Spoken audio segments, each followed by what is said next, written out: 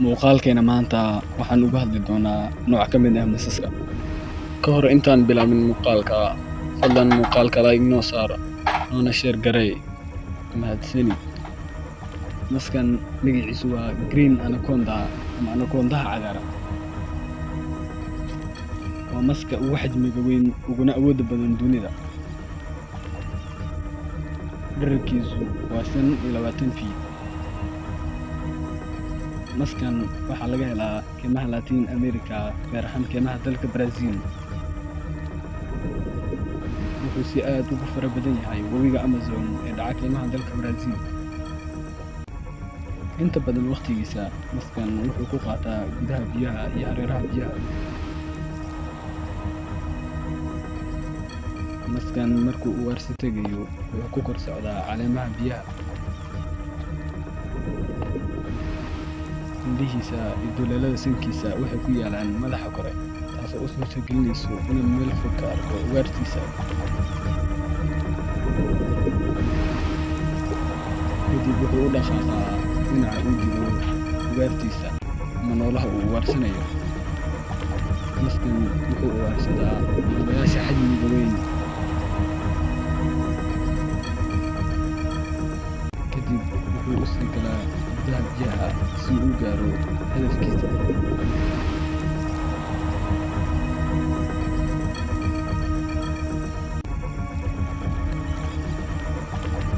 Maskan markuu ku dhex socdo biyaha lama dareemo, wuxuu socdaa si tartiib ah si uu u gaaro noolaha uu ugaarsanayo.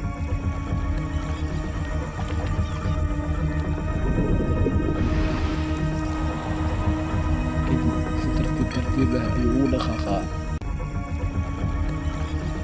Madaxiisa ayuu kor u soo taagaa si uu u arko booska uu joogo noolaha uu ugaarsanayo.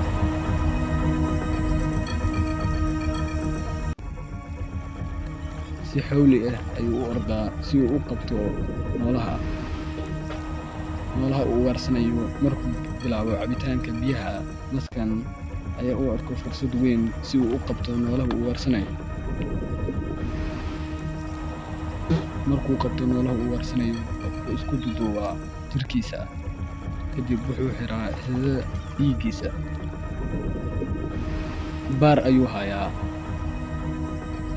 Kadib markuu dareemo in dhaqdhaqaaqa wadnihiisa ay joogsadeen, ayuu bilaabaa inuu laqo.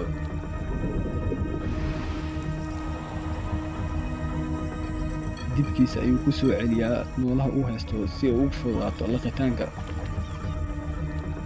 Noolaha uu qabtay waa noole aad u baaxad weyn, waxayna qaadanaysaa waqti fara badan si uu u laqo.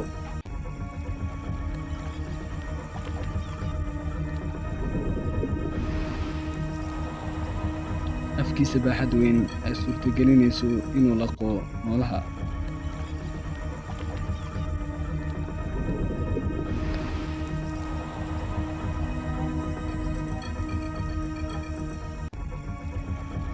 Kadib jirkiisa ayuu isku keenaa si ay ugu suurta gasho laqitaanka noolaha.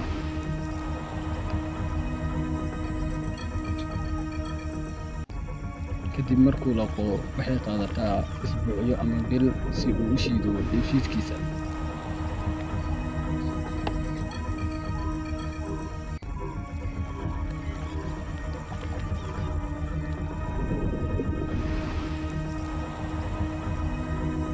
Maskan markuu u laqo noolaha uu cunayay, wuxuu badanaa imaadaa webiga hareerihiisa si uu ugu qaato waqti.